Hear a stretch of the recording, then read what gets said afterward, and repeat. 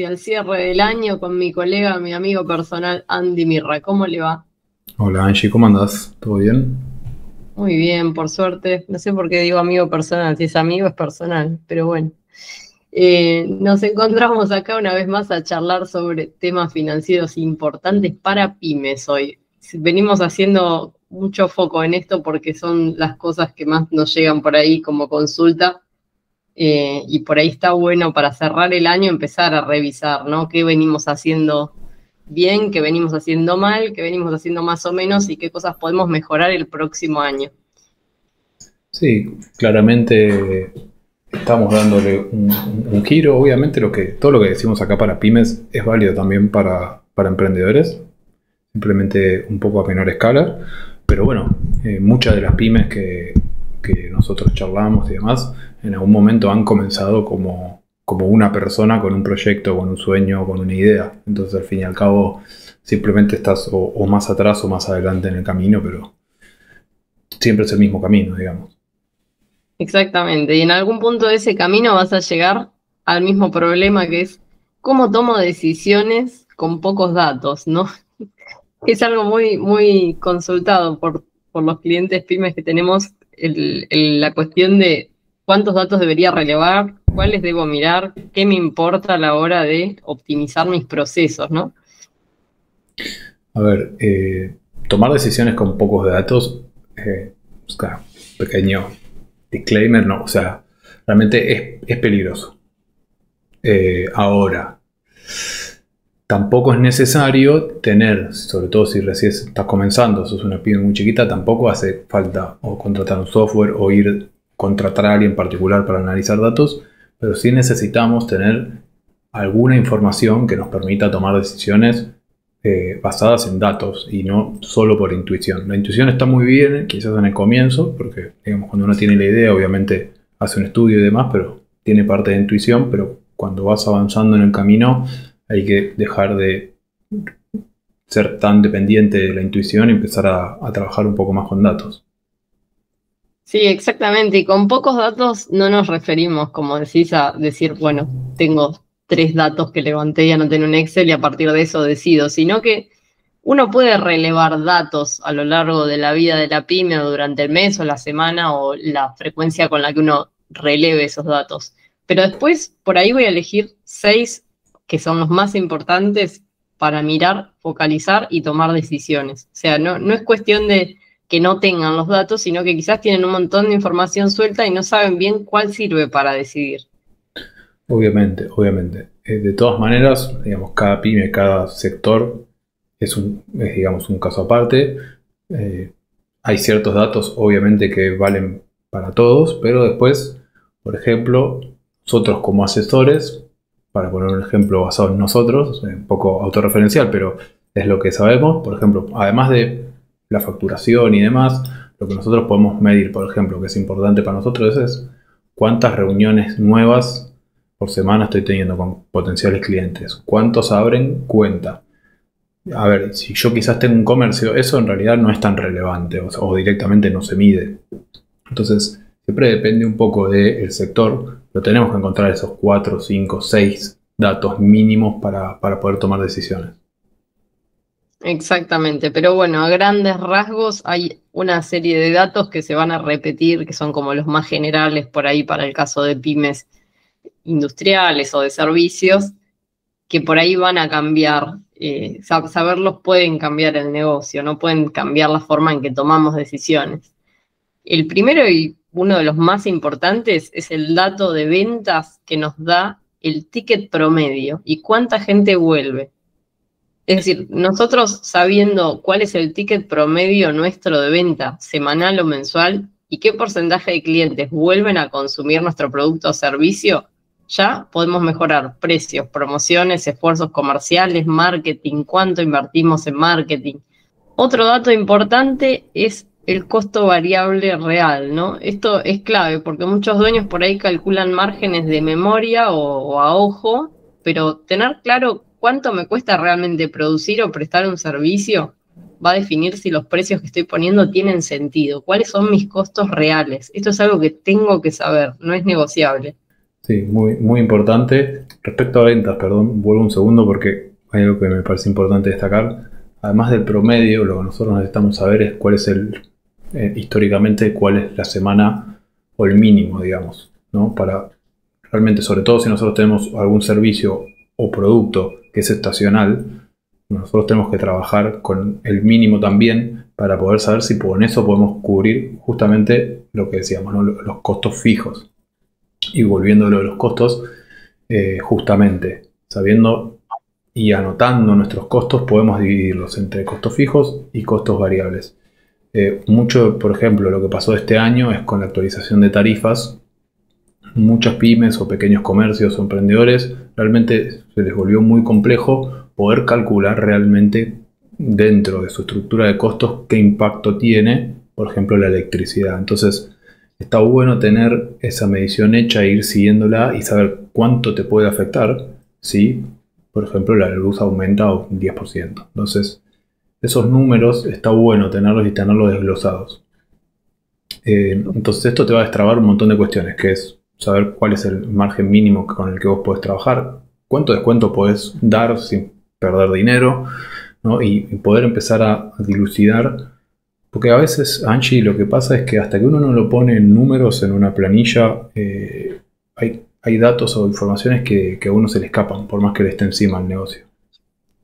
Sí, y es más común de lo que parece, porque es una de las cuestiones que más recurrentemente vemos que se les escapan a las pymes. No Claro. es un dato menor. Un tercer dato importante, clave para tomar decisiones inteligentes es cuál es el ciclo operativo de mi empresa. O sea, cuánto tarda la plata en volver a mí. Es una fórmula simple, son días de cobro más días de stock, o sea, cuánto tiempo tengo el stock parado menos días de pago. Esto va a definir si vas a vivir tranquilo o si vas a vivir fundido, básicamente. Lo medís una vez y de repente entendés toda tu realidad financiera porque te va a definir si tenés financiamiento natural o vivís corriendo atrás de la caja, básicamente. Te va a destrabar cuestiones como si necesitas, saber si necesitas financiamiento, cómo va a ser tu política de cobros, si podés negociar con los proveedores hasta dónde, cuál es el stock límite que necesitas conservar. Sí, mega súper importante y también atado un poco, Angie, a lo primero que dijimos, ¿no? Cómo son nuestras ventas y cómo evolucionan para poder ajustar ese stock lo más posible y bajar, porque el días de stock siempre es un promedio. Entonces, si yo tengo menos stock, voy a tener un promedio menor de días de stock. Después, por otro lado, siempre la recomendación es intentar, dentro de lo posible, negociar los plazos sobre todo los plazos de pago, pero también los de cobro, pero bueno, a veces con las tarjetas y demás eso es muy difícil de negociar, pero sí los días de pago con nuestros proveedores, si podemos alinear eso, es siempre positivo y nos va a ayudar a equilibrar, como decís vos, la caja. Exacto, y si vemos que estamos muy descalzados en los tiempos entre cobros y pagos, también pueden ser una señal de que necesitamos financiarnos. Y en ese caso quizás podemos recurrir a herramientas del mercado que son mucho más económicas en tasa que lo que podemos obtener en el sistema bancario.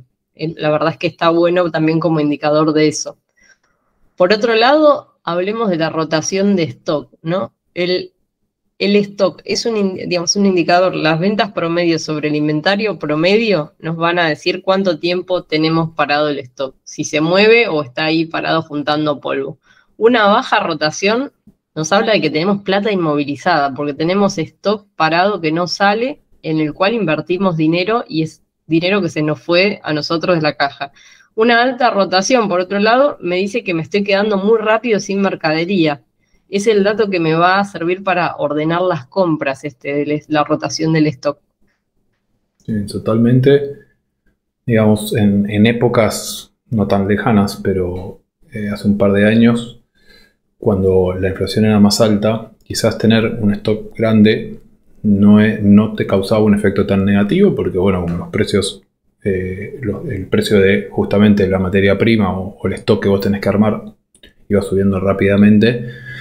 Bueno, vos comprabas stock, lo tenías ahí, no era tan terrible. Hoy que la inflación ha bajado, la realidad es que tener un montón de stock parado implica algo que no está rindiendo nada, que se puede, por supuesto, echar a perder o vencer, si es que tiene fecha de vencimiento, o dañar.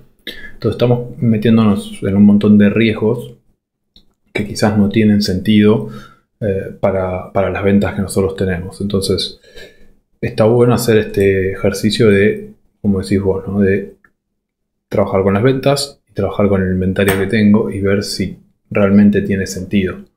Por ejemplo, yo necesito tener un stock. Ok, mi proveedor, ¿cuánto demora en reponerme si yo le pido? ¿Es en el día? ¿Tarda una semana? Bueno, todo eso me va a ayudar a saber cuánto stock tengo que tener, por supuesto.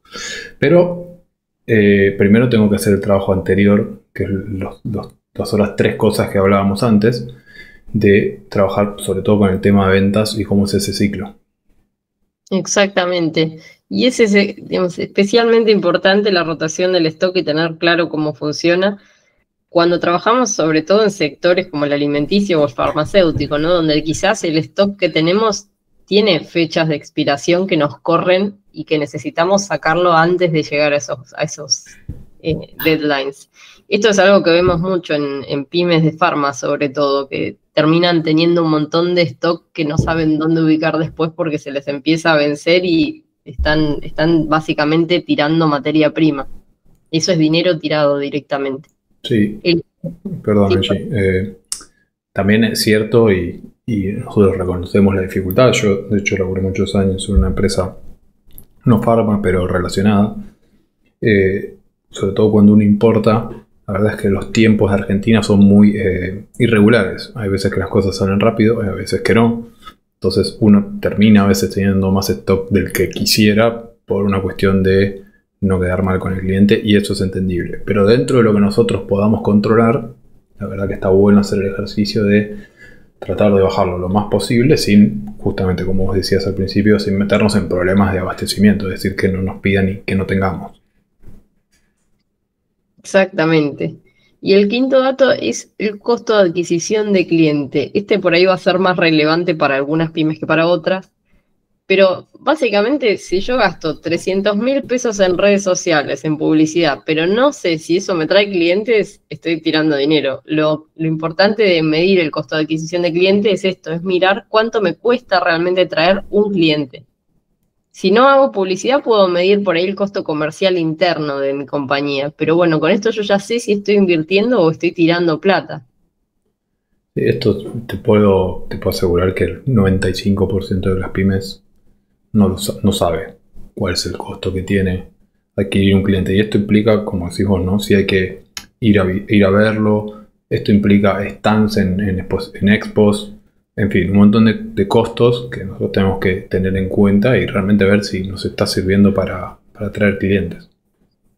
Exacto, exactamente.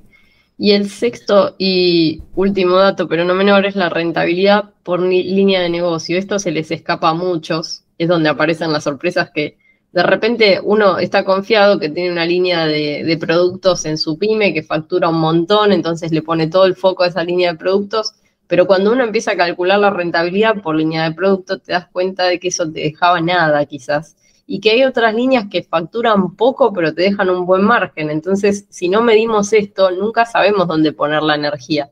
A veces la empresa cree que su producto estrella es el que más factura y de repente la rentabilidad era inexistente.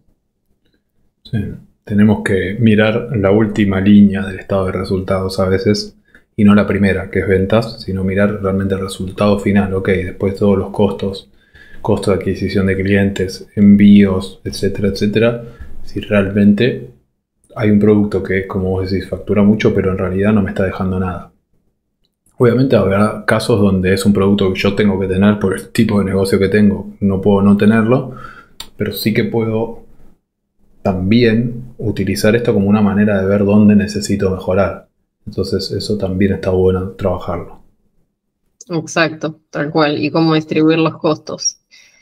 Ahora, lo importante es que se pregunta la mayoría, ¿no? Cómo junto todos estos datos sin contratar un sistema de ERP o algún sistema caro, que es lo que está por ahí ahora en boca de todos, por una cuestión de practicidad, pero bueno, sabemos que es muy costoso y si uno quizás es un emprendedor o una pyme chica, quizás no le dan los costos para meterse en ese gasto. Esto lo puedo hacer simplemente con un Google Sheets, un Excel, un archivo, 6 pestañas, actualizo una vez por semana, todo lo demás es ruido. Con esto resuelvo todo. No necesito empezar yendo de 0 a 100. Puedo empezar de a poco recopilando datos de esta manera. Ya teniendo una planilla donde yo hago seguimiento de esto, me va a abrir un montón de posibilidades para competir mejor. Sí, clarísimo. A ver, mucho de esta información son datos que nosotros ya tenemos disponibles, solo que no los estamos registrando, digamos. Las ventas del día. Yo fácilmente puedo saber cuáles fueron las ventas del día si me siento al final del día 10 minutos y me fijo y ver cuánto vendí por billetera virtuales, cuánto vendí con tarjeta, lo que fuera. Lo mismo con los costos.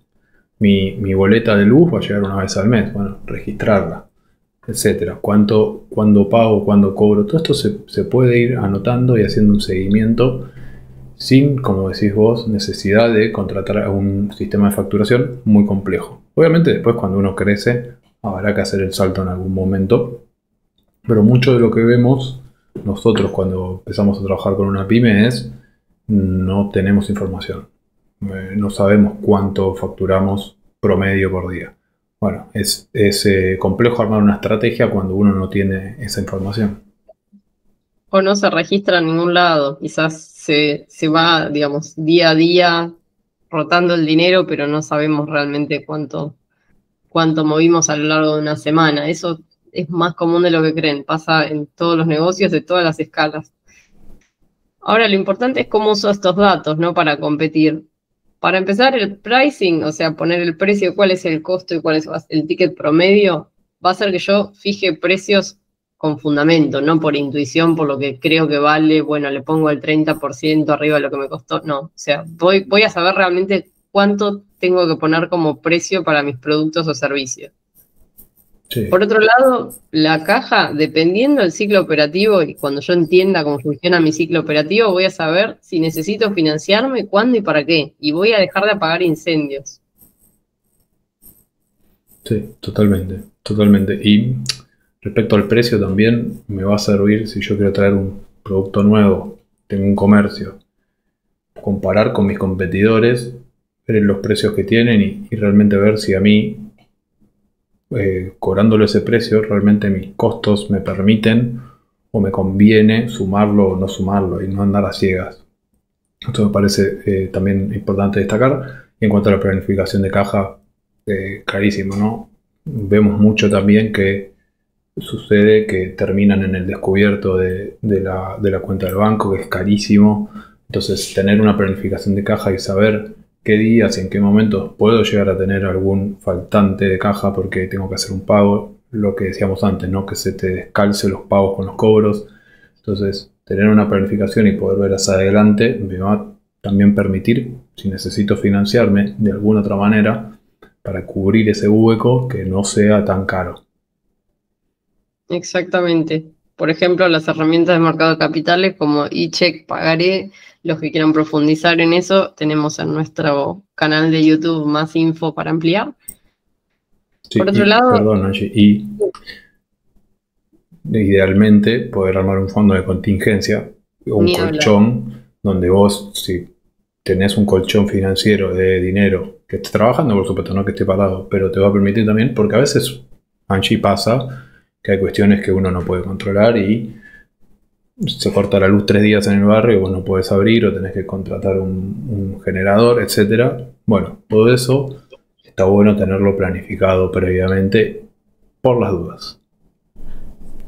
Totalmente, y además agrego que a ese fondo de emergencia, si lo tenemos invertido en instrumentos del mercado de capitales, por ejemplo, fondos comunes o bonos, nosotros podemos usar eso también para financiarnos. De repente, si tenemos una contingencia y tenemos un fondo armado, también podemos usar la caución bursátil usando esos instrumentos como garantía, que eso la mayoría no lo usa.